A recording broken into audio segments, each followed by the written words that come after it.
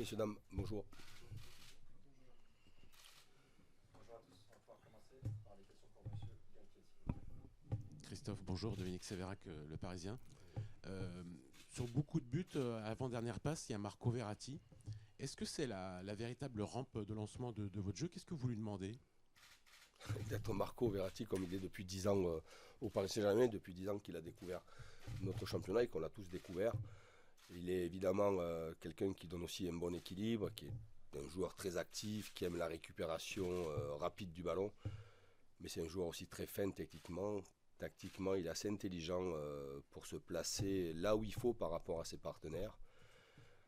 Aujourd'hui, il y a une paire qui se dessine qui est Marco et Vitinha, mais il faut y associer aussi Né et Léo. Et voilà, Marco a l'habitude de jouer avec Léo et avec Né. Il a cette intelligence de savoir quand est-ce qu'il faut jouer court, quand est-ce qu'il faut redoubler de passes et quand est-ce qu'il faut alimenter un peu plus dans la profondeur. Bonjour Christophe Hugo Delon du journal L'équipe. Vous avez installé ce système en 3-5-2, 3-4-3, peu importe, depuis maintenant 2 mois. Non, pas peu importe. C'est un système qui est extrêmement exigeant sur le plan tactique, on le sait.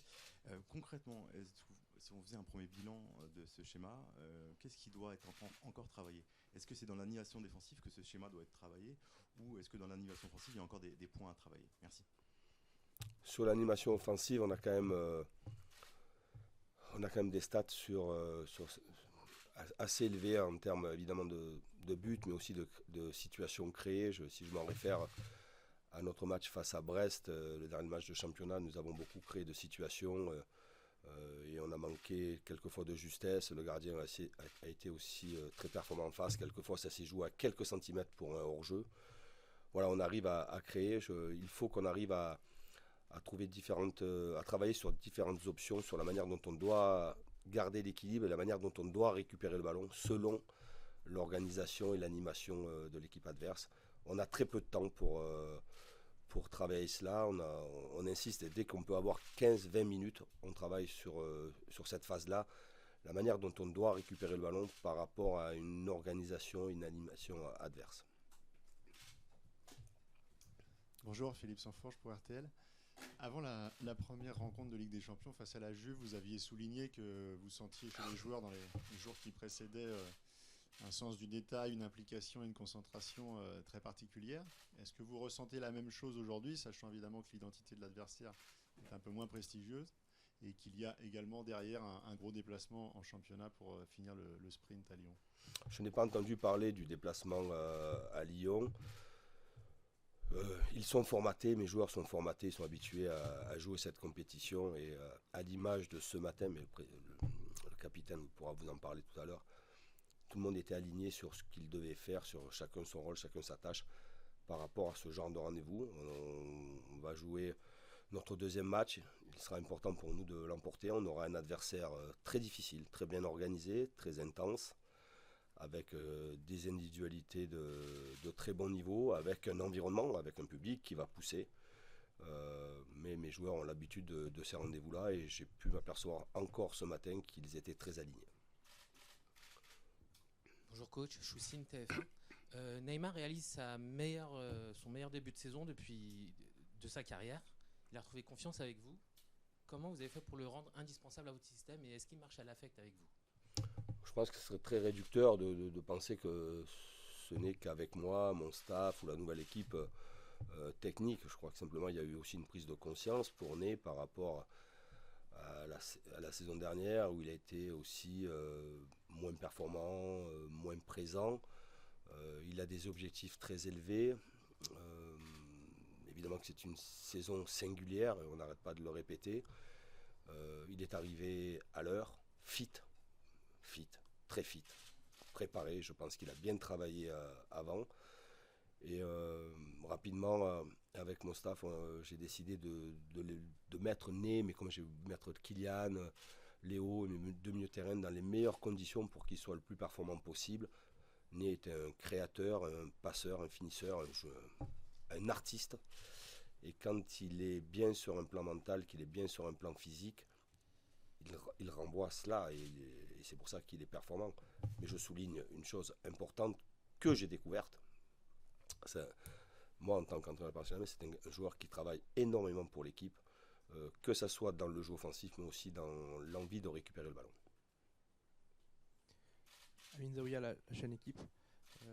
Avec la longue absence de. Avec la longue. Là, ici.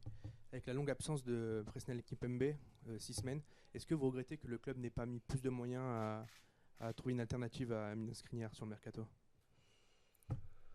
On souhaitait, évidemment qu'on souhaitait un défenseur central supplémentaire parce que ce calendrier est un calendrier de fou et que on avait raison. Après, il y avait ce qui était possible de faire ou pas. Et je pense que dans les dernières semaines, il était impossible. Et j'ai toujours dit, et je comprends mon président de ne pas avoir accepté les conditions de l'Inter de Milan. Mais on va faire avec l'effectif qui est à disposition. J'ai des joueurs qui sont polyvalents. L'enchaînement de matchs, on va voir ce que cela va donner. Est-ce qu'il faudra changer d'organisation? Et certainement, on verra bien. Ou alors intégrer un très jeune joueur. On a du potentiel en termes de jeunes joueurs dans les matchs qui vont arriver. Mais c'est pour ça qu'il était important, à mes yeux et aux yeux de Luis Campos, d'avoir ce défenseur supplémentaire. Malheureusement, on n'est pas arrivé à le faire. On va avoir une question pour Sport 5.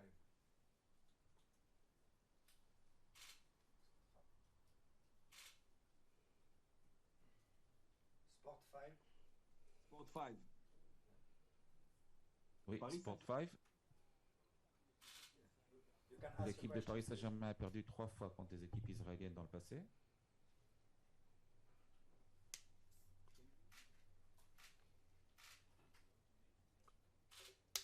Est-ce que vous pouvez répéter la question, s'il vous plaît?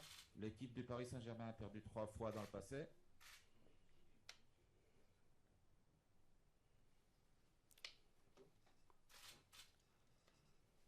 Est-ce que vous pouvez répéter la question en intégralité, s'il vous plaît? Ça, c'est une information. Do you hear me? Yes. Oui. היי קואוץ', פריס סן ג'רמן הפסידה 3 פעמים בעבר ליריבות מישראל. L'équipe de Paris Saint-Germain a perdu 3 fois dans le passé. Est-ce que c'est quelque chose sur lequel vous y pensez? Est-ce que l'équipe a changé, l'organisation a changé? Est-ce que c'est quelque chose qui est plus dans vos têtes ou est-ce que c'est quelque chose que vous avez dans vos têtes? Je crois que la dernière défaite, c'est 98-99, non? Je pense que c'est cela, donc il y a quand même pas mal d'années et les équipes, les clubs ont évolué depuis. Non, j'en ai pas parlé à mes joueurs, j'en parlerai pas à mes joueurs, je leur parle simplement de la qualité de l'adversaire et la qualité du jeu, je répète encore une fois, l'intensité qu'il va y avoir dans un match de Champions League, un environnement propice à des matchs très engagés. Après, sur le fait que le Paris Saint-Germain ait pu concéder déjà 3 défaites, non, j'en ai pas parlé à mes joueurs. Question pour ASI. ASI.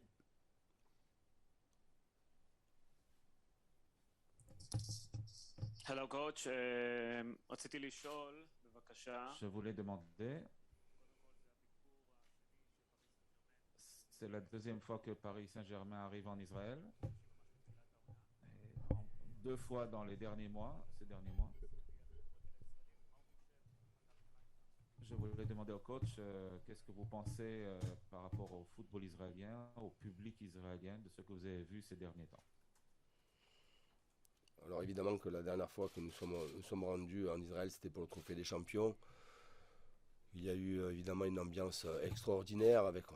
On a en Israël beaucoup de supporters, on a un fan club qui va être présent. Il va y avoir, j'ai appris, à peu près 500 aussi supporters qui vont se déplacer pour ce rendez-vous. Voilà, le Paris Saint-Germain est très apprécié en Israël. Mais là, évidemment que le contexte sera totalement différent. Parce que autant on a pu avoir le soutien du public israélien lors du Trophée des Champions, que là, on aura un stade qui sera évidemment derrière son équipe et qui va énormément pousser. Ils sont toujours des ambiances assez chaudes. J'ai pu le découvrir aussi moi à l'époque avec la Saint-Etienne en ayant joué en Europa League en Israël. Après, concernant le niveau du championnat, c'est très difficile à à évaluer, mais quand je m'aperçois qu'en Coupe d'Europe, les équipes sont très difficiles à jouer. Aujourd'hui, tout le monde essaie d'élever son niveau et le football israélien a énormément évolué avec évidemment des entraîneurs qui voyagent beaucoup et qui peuvent regarder tout ce qui se passe ailleurs, aussi des joueurs étrangers qui viennent amener aussi une valeur ajoutée à leur équipe. Nous allons passer aux questions pour Marquinhos, s'il vous plaît.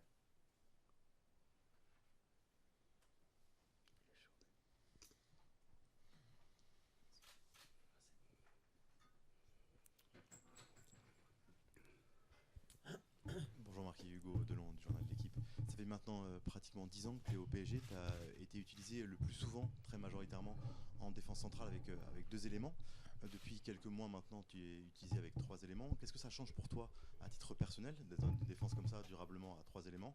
Et est-ce que tu penses que tu peux exploiter ton potentiel le plus avec ce système-là ou davantage dans un système avec 2 centraux? Merci. Bonjour. C'est vrai que normalement on a été habitué ici à jouer avec 2 défenseurs en une ligne défensive à 4. Mais aussi je me sens aussi très confortable avec cette défense à 3, une ligne des 3 défenseurs et après les 2 pistons qui vont avec. Notre équipe elle est en train de s'adapter très bien. Je pense qu'il a fallu un petit peu de temps pour tout le monde, même pour moi. De l'adaptation, de savoir la demande de coach pour qu'on puisse bien travailler petit à petit, jour à jour, dans la pré-saison, après les premiers matchs. Et je pense qu'on est tous en train de très, très bien évoluer à chaque match, à chaque entraînement. Et on prend nos repères. Et moi, je prends vraiment de plaisir de jouer avec cette défense à 3, des fois à 5. C'est vrai que c'est un vrai boulot, un vrai travail de jouer avec cette défense à 3 parce que moi je pense qu'on est une équipe très offensive, même si on a une défense à 3 et des fois à 5, on est une équipe très offensive, on arrive à vraiment exploiter nos points forts et être plus en sécurité dans nos points faibles. Et voilà, je pense que les résultats et les matchs, les performances sont en train de montrer qu'on est en train d'aller dans une bonne voie. Bonjour Marquis. On sent parfois, et ça a été le cas notamment sur le match contre la Juventus, dans les temps faibles, vous êtes parfois un petit peu fragile. Qu'est-ce qu'il faut encore travailler pour être plus fort encore dans ces temps faibles? Je pense que toutes les équipes ont des points faibles, ont des points forts. Et voilà, et nous, on les connaît, nos points forts et nos points faibles. Nous, on a une équipe qui a beaucoup d'expérience dans les compétitions européennes, dans les compétitions nationales. Bon, je pense que chaque match, il a son histoire. Chaque match, il y a des histoires différentes. Il faut juste être prêt pour toutes les situations, pour toutes les circonstances qu'on peut avoir dans un match de haut niveau. Et demain, ce sera encore un match comme ça. Il faut être prêt. Il y a tout qui peut se passer. Il ne faut pas qu'on perde notre sérénité dans ce genre de situation.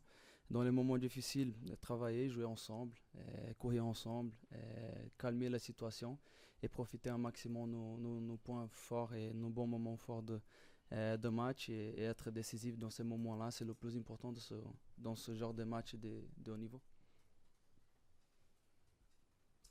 Jean-Marc Philippe Sansfourche pour RTL. Sergio Ramos était là la saison passée, mais vous n'aviez pas pu beaucoup jouer ensemble. Cette fois-ci, c'est une vraie association qui est en train de naître. Ce joueur qui a une expérience exceptionnelle, est-ce que toi aussi, qui as déjà beaucoup d'expérience, il arrive encore à te faire progresser sur certains points? Et est-ce que tu sens qu'il y a des choses sur lesquelles vous pouvez encore vous améliorer dans l'entente et dans la relation sur le terrain entre vous? Bien sûr. Moi, je suis quelqu'un je vais toujours chercher d'évoluer, d'améliorer. Et encore plus quand tu as des grands champions à côté de toi. Moi, j'ai vu des champions passer ici, des grands joueurs, des grands défenseurs. Et moi, j'ai essayé de prendre un petit peu de chacun, les meilleures choses pour évoluer et progresser. Et encore aujourd'hui, j'ai l'opportunité de jouer avec un grand champion. La saison dernière, on n'a pas pu beaucoup jouer, mais même à l'entraînement, dans le quotidien, tu le voyais, c'était vraiment un champion. Et aujourd'hui, il est dans sa forme, il arrive à enchaîner des matchs, il arrive à faire des très, très bonnes performances. L'avoir comme ça à côté, ça ferait vraiment plaisir. C'est un joueur qui a ses qualités. Moi, j'apprécie beaucoup les qualités qu'il a, la rage et la performance et l'envie qu'il a sur le terrain. Et moi, j'essaye toujours de prendre des bonnes choses, de m'occuper pour évoluer au maximum. Même si je suis ici, ça fait 10 ans, je suis encore dans le bon état pour améliorer, pour évoluer et pour apprendre les choses. Alors, je profite un maximum.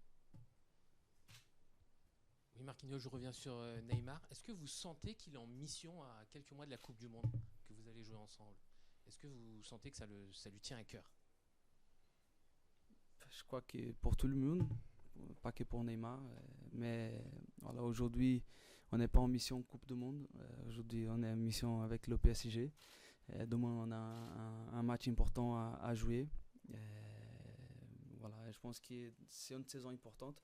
C'est vrai, tout le monde a la conscience. Ça motive, ça donne de l'énergie pour travailler. Mais il ne faut pas y penser déjà à la Coupe du Monde parce qu'il voilà, y a encore beaucoup de choses qui vont se passer. Il faut penser à toi au quotidien. Voilà, bien s'entraîner, bien manger, bien récupérer. On a beaucoup de matchs à jouer avant cette Coupe du Monde. Alors c'est mieux de se focaliser aujourd'hui et demain, le match qu'on va avoir. Y aller petit à petit et après pour arriver à la Coupe du Monde en bonne forme et en bonne santé. Bonjour Marquis, ici Gary de Jésus pour Stats Perform. Tu parlais que tu as vu des grands joueurs arriver au Paris Saint-Germain. Est-ce que tu peux me parler de l'arrivée de Vitinha? J'imagine que c'est un peu particulier pour toi, comme vous êtes tous les deux lusophones, son intégration a été super rapide. Est-ce que tu peux m'en dire un peu plus dans le vestiaire et dans le jeu aussi? Ouais, c'est vrai. C'est un joueur on a tous été impressionnés parce qu'il est arrivé, il était très vite habitué et adapté dans notre jeu, dans le jeu qu'on avait pour mettre en place. Et c'est un joueur très très très intelligent. C'est un joueur très athlétique. Ce qui complète très bien ce qu'on a et des fois qui nous manque en milieu de terrain. Avec cette intelligence, il arrive à couvrir des espaces de nos joueurs. Et voilà, je pense que tout le monde est en train de l'apprécier très bien. Pour nous, c'est magnifique d'avoir un joueur qui s'intègre aussi vite dans une équipe qui n'a pas de problème, qui est aussi direct à l'aise. Et voilà, lui, il est en train de monter sa qualité, sa valeur. C'est pas facile, c'est pas évident d'arriver dans une équipe avec grands joueurs comme ça et tout de suite s'imposer. Et lui, il a réussi, on est tous heureux pour lui. Next question for Ben Godfriend N12. היי מרקיניוס, קודם כל האולטרס של פריז הודיעו שהם מחרימים את המשחק, אז האם אתה מבין למה הם מחרימים? כי אנחנו לא מבינים. Les ultras, donc, question pour Marquinhos, les ultras ont décidé de boycotter le match. Est-ce que vous comprenez pourquoi ils ont boycotté? Est-ce que vous pensez qu'ils vont vous manquer dans un stade de 30 000 supporters d'avoir ce soutien-là? Franchement, en vérité, je ne connais pas le motif exact. Je peux prendre les informations après pour ne pas dire des bêtises. Je ne veux pas dire si je suis d'accord ou pas. Mais bon, les ultras, c'est comme on va dire, une pièce importante dans notre club, dans notre quotidien, dans notre jour de match, pendant un match. Nous, on a vu qu'ils ont fait des ambiances incroyables déjà, plein des stades à l'extérieur et ils ont montré vraiment présent. C'est dommage pour ma part qui ne se rend pas là, je ne sais pas pourquoi, encore une fois, je peux prendre les informations après. Mais on va avoir quand même, comme le coach l'a dit avant, on va avoir des gens qui vont être avec nous là-bas. On a un fan club qui va être présent. C'est vrai qu'on va avoir plus des gens contre nous, mais voilà, c'est des ambiances Champions League, il faut savoir jouer avec et aller chercher dans les 3 points dans toutes les conditions. Dernière question pour Eyal Ilbar à Podium.